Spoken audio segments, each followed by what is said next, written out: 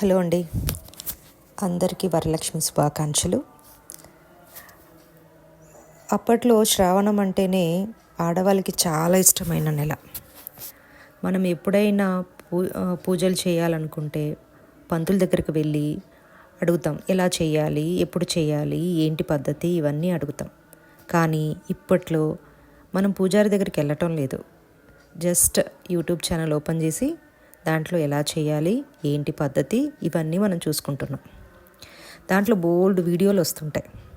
ఎవరు కరెక్ట్గా చెప్తున్నారు అని అర్థం కావట్లేదు.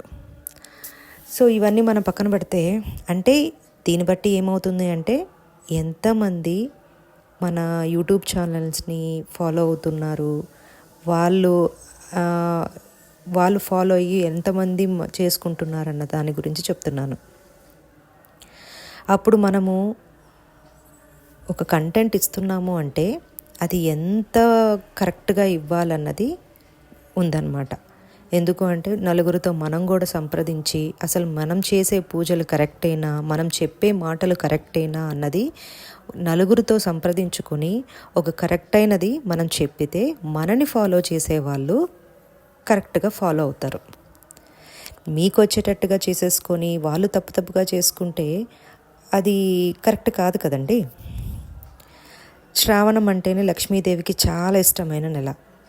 అండ్ అప్పుడు ఆడవాళ్ళు ఇంట్లో పూజలు చేసుకోవాలని చాలా ఉత్సాహం చూపిస్తూ ఉంటారు. ఇప్పుడు సోకాల్డ్ సెలబ్రిటీస్కి కూడా చాలా ఇష్టమైన నెల శ్రావణ మాసం. ఎందుకంటే అప్పుడే కదా డబ్బులు చాలా వస్తాయి.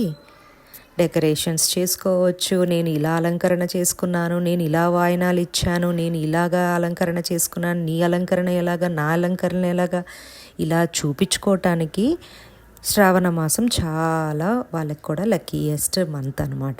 ఎందుకంటే వ్యూయర్స్ పెరిగే కొద్దీ వాళ్ళకి డబ్బులు ఎక్కువ వస్తూ ఉంటాయి. ఇక్కడ నేను చెప్పేది ఏంటంటే, మీరు చూపించండి, ఏం పర్వాలేదు.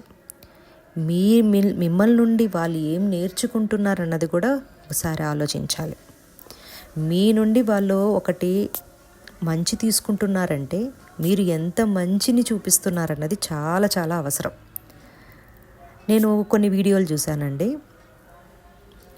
అంటే శ్రావణం అంటే లక్ష్మీదేవి అఫ్కోర్స్ అమ్మవారే కావటం నేను అనటం లేదు. అంటే ఒక్కొక్క నెలకి ఒక్కొక్క ఇది ఉంటుందండి. శ్రావణం అంటే లక్ష్మీదేవి పూజలు ఎక్కువ చేసుకుంటారని, దసరా అంటే అమ్మవారి పూజలు ఎక్కువ చేసుకుంటారని, ఇలాగ కొంత ఉంటుందన్నమాట.